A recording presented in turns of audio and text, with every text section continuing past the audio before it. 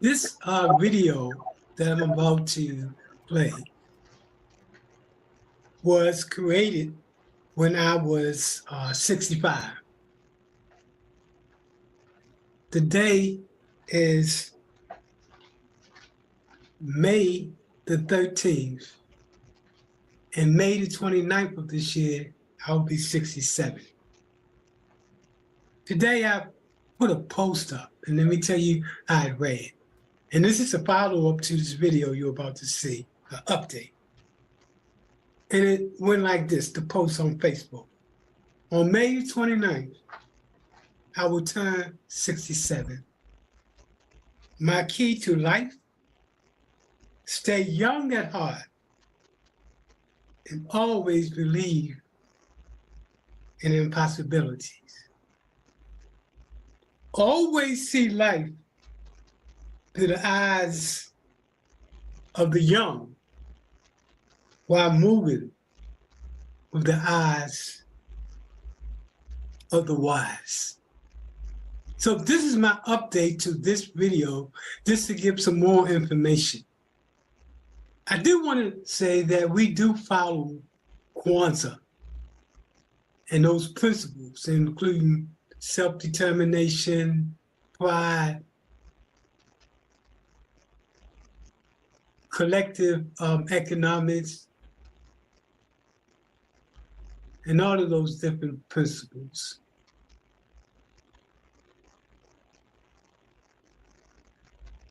So I've been into community and economic development for over 30, maybe 40 years. And the principles that guides me and my approach to economic and community development is taken from Kwanzaa. The different principles include unity, self-determination, collective work and responsibility, cooperative economics, purpose, creativity, and faith. This becomes my my framework to community building in the African American communities. And also, let me share with you on information I didn't share with you in the first video that you are about to see in terms of my background. So my background includes training from Bank of America,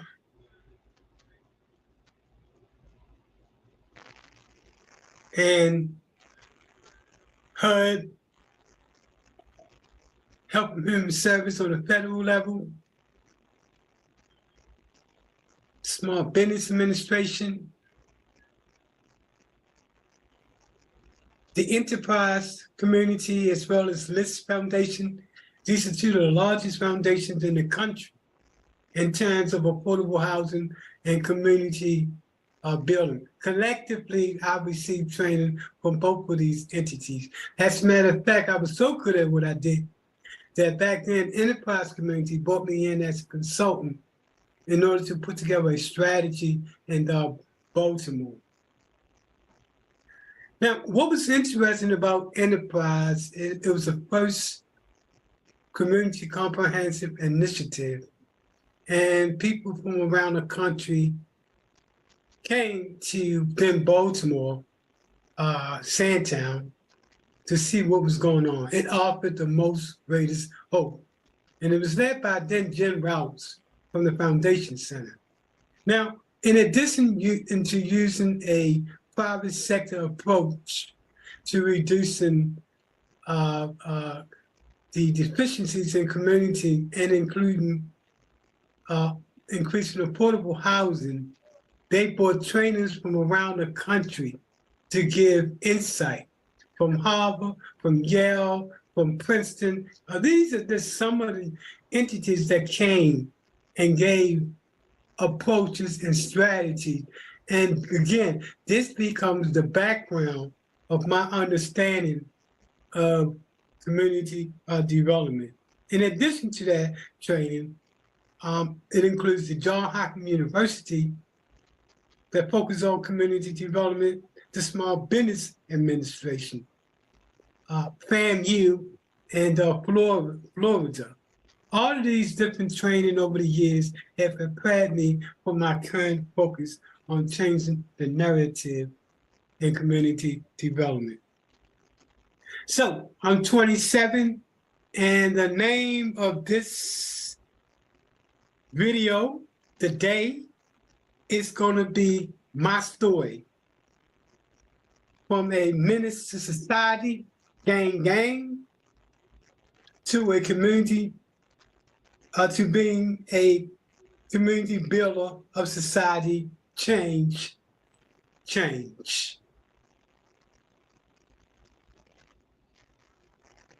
Another thing that life has taught me in these 67 years is do not fear the loud one in the room.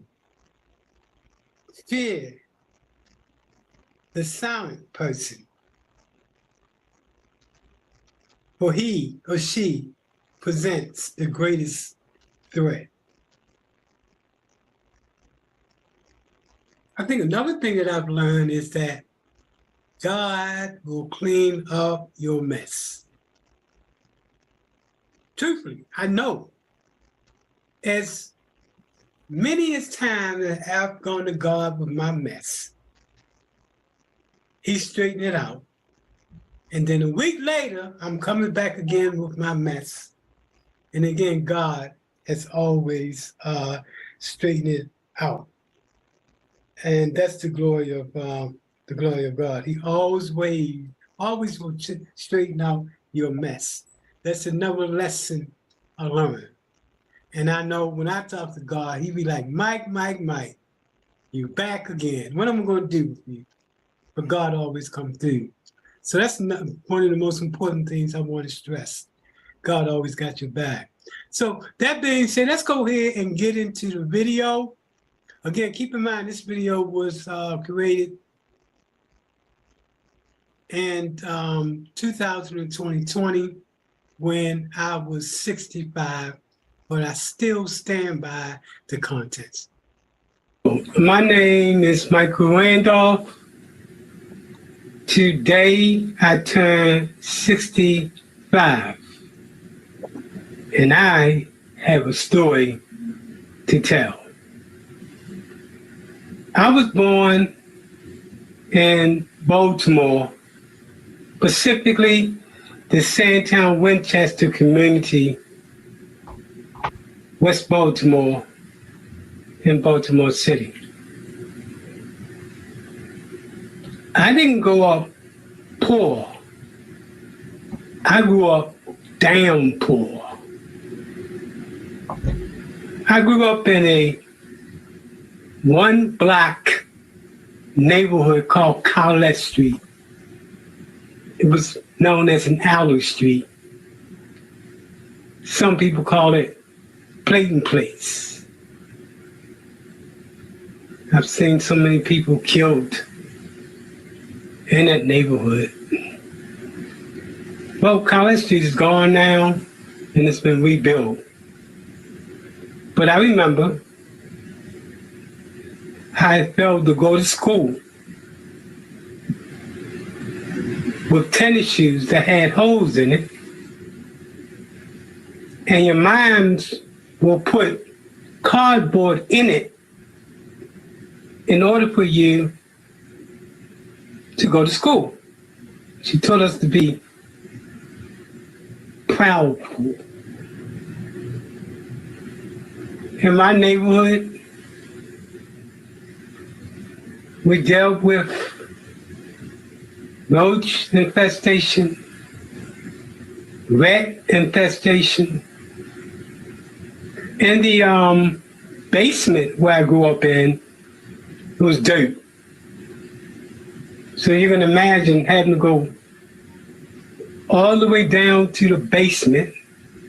Keep in mind, this is Baltimore City. and the basement was dirt. So when you go in there, you're walking in dirt to get to the bathroom, and it stayed cold all the time.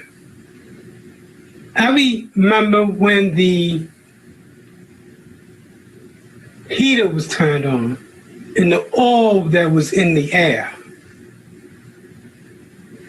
I don't even think I understood what pool was until I was older, because my mother did such a good job. She was a single mom. She worked on the railroad, and she did what she had to do to make sure me and my other brothers and sisters survived. In my community, people treat you like you are second-class citizens.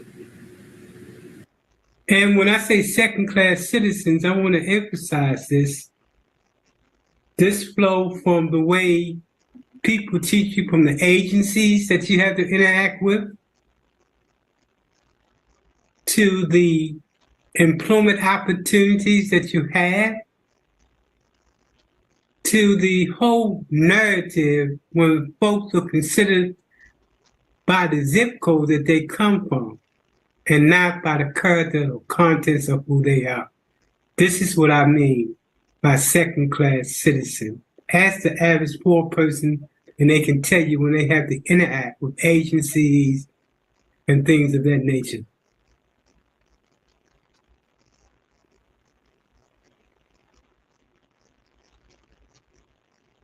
My community, people treat you like you are second-class citizens. And because it's true. Depending upon your zip code, depending upon the way you talk, people judge you accordingly in second-class status. I remember when my moms will fight for us because of one situation or another, and how she had a sixth grade education and she wasn't the best articulator, but she was a strong Black mother, and how the general society, especially those of the elite, those who are the game keepers that decide what should and what shouldn't go into a neighborhood, those type of folks would always look down upon her. In my heart, I would always say, when I grow up, I'm going to create a situation in which the people who live in the poorest of the poorest of neighborhoods are given the value just like any other group of people. Your income or social status in life should not determine your wealth.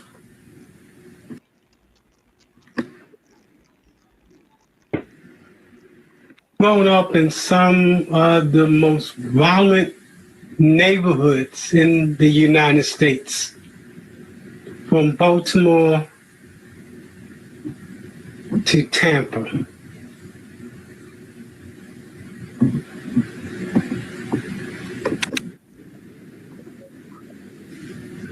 I witnessed my first dead body when I was age 11 to 12. I'll never forget that. So we were, me and a couple of my other friends, it was a summer day out of school, and we was on our way to catch some bumblebees. we had our little soda bottles that we used in order to catch bumblebees. So we went out to catch some bumblebees. I remember we had to climb over a truck in the Spraken lot in order to get to the flower in which the bees were eating. And we caught the bumblebees, got off the truck, and when we looked under the truck, what we saw was a body. The body was the body that had been there for a while. The body had no face, and the stomach was had blown all the way up as if the person was pregnant. That's how long the person was under there. And there was no skin on the person. So you can imagine that was the first time that I saw a dead body. I witnessed my first actually seeing a person killed at age 13 or 14. My brother was shot twice. The first time he made it. The second time he died. So when I say up close and personal violence, my mother, who was at the time in her late 50s to 60s, was shot in the back when she was trying to save my little nephew, who was age 7, doing the shit out, and which she had nothing to do with. But for the grace of God, she survived. When I say my neighborhood was bad, I mean my neighborhood was bad. We used to do the gang thing. That is, I was part of a neighborhood gang. And we thought we were the bomb. On Pennsylvania Avenue and Gold, that's where we used to hang out. I remember when, if you wasn't part of that hood and you came past Pennsylvania and Gold in Pennsylvania and Baker, and you was walking and you wasn't thugging, or you wasn't part of, a neighborhood, you'd have to pay to continue to walk. We thought we was the bomb. I remember when we used to go to parties and we used to, house parties, put all our coats on the floor and stand against the wall and dare somebody to touch it. That's the neighborhood I grew up in. One of the roughest neighborhoods in the country. So, with a clear understanding of all of the problems in the city, I started to have an understanding that in order to change it, you have to be part of the solution. A person once told me, Mike, you remind us of the spook that sat by the door. And we're going to come back to the reason why that's so important as you begin to work with communities to build them to capacity. So the first award you see here is from a group that I worked with. Just to give you a little up to speed, I oversee, and we're going to talk about the group in a little while, an organization that works with and empower grassroots neighborhoods to actually fulfill their vision. So this was given to me by one of those groups a couple of years ago, and it's really dear to me. This other award I received on my birthday was from Job Plus in the residents of the Rovers Park projects. When you are committed to the streets and you're committed to manifest that change in communities, you become recognized. And I really appreciate everything related to that. Now let's go back to the spook that's set by the door.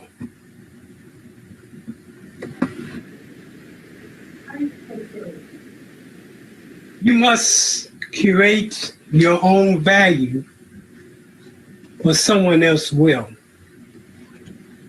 From Sandtown, Baltimore, to Tampa, Florida, I've been trained by some of the brightest minds in the country on neighborhood transformation. From Ivy League institutions to lenders, investors, developers, and other think tank individuals and other professionals in the field on how to transform the community. I was trained on how to do the money deal in order to create on scale projects that enhance the quality of the community. Even to today, I remain in one of the most violent communities in the country here in Tampa, Florida, in Roberts Park. Even here, violence having escaped me a couple weeks ago. More, maybe a couple months ago, there was a bullet that hit part of my window, kitchen window, down the bottom. Didn't come through or penetrate. But it was as a result of a situation in which someone was spraying the neighborhood with a AK something. It was a machine gun. Have you ever tried to dance around bullets? Have you ever heard when that type of machine gun goes off, when they go pee, pee, pee, pee, pop, pop, pop, pop? You don't know which way to run. Eventually I hit the floor. But I'm only trying to say that I understand what it means to live in the most violent neighborhoods in America. That's what led me to start the Center for Nonprofit and Community Development, to give voice to the voiceless. In most communities, especially when you're a grassroots group, the elite determines what should or shouldn't be. The gatekeepers, those who are in authority. And a lot of times, those people that can actually create the change that people consider second-class people are not given an opportunity to make change in that neighborhood. That's why I'm committed. See, old school is poor people are big business. And businesses make money on poor people mind, poor people pain. Time after time after time after time. From Model City up to now, programs come into the community, but pretty much the community remain the same. New School. New School is based on working with communities so that poor people are developing, designing, funding, planning, implementing, and controlling its own plan to create its own business as a community. 65 years ago, I was born. 65 years ago, I was born to one of the most violent and poorest communities in the nation. 65 years today, I'm working to change the narrative, not from a perspective of emotion, but a best practice, evidence, evidence-based, data-based approach. Since getting started, we have been able to provide the skill set necessary for neighborhoods to take empowerment in 10 different states, from California to New York. In that time, we have provided training to over 1,500 nonprofits, government agencies, community residents, businesses, and others throughout the United States. I remember that day and looking in my mother's eyes and looking at those people that thought they was better than her, that when I grow up, I'll be committed to creating a change that allows those people that are on the bottom to determine their own destiny, to design their own table, and then to bring to that table, once they have that plan, the different players or the different partners in order to make the plan work. From government, institutions of higher learning, investors, lenders, and others. Once a community designs the plan, then it sets the course for the future of this community. I'm committed until the day I close my eyes to fulfilling that dream. I'm talking about a lot of issues that's going to go around, so we really appreciate your advocacy as well, man. You know, Mike has been known Mike a long time, for decades. Y'all know Mike had a medical setback. You know, he had lost a lung. And we thought we was going to lose Mike one year. We thought we was going to lose Mike. And Mike has come back, and he is one of the most dedicated people. You may not hear and understand it, but he's a very smart guy. He's one of the best consultants when it comes to consulting on economic development and community, including crime in the United States. People don't realize that. We're all glad to have Michael Randolph. Absolutely. Everything that I learned through all those different entities prepared me for when I came to West Tampa to begin to work with the neighborhood to create a strategy that was created by the residents of West Tampa and the West Tampa CDC to create a strategy, a holistic approach to community development. And then more importantly, that created a table in which we invited folks from around the country, as well as the community, to buy into our plan.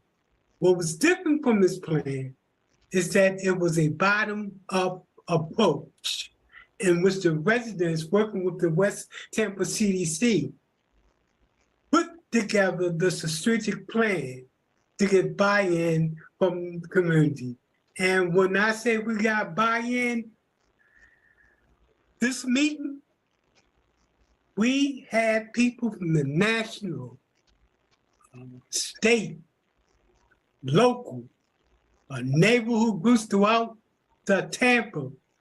We got people that were from around the country that was looking at what is a best practice approach to reducing gentrification and increasing community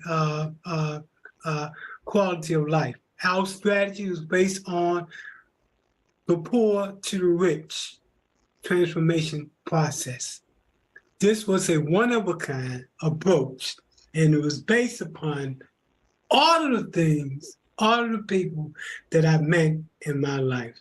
So that's my story. And please follow us or join our Facebook group. The Facebook is called, group is called the Center. The Facebook is called, the group is called, Facebook group is called New School, Next Generation Approach to Creating, Transforming Poor Communities.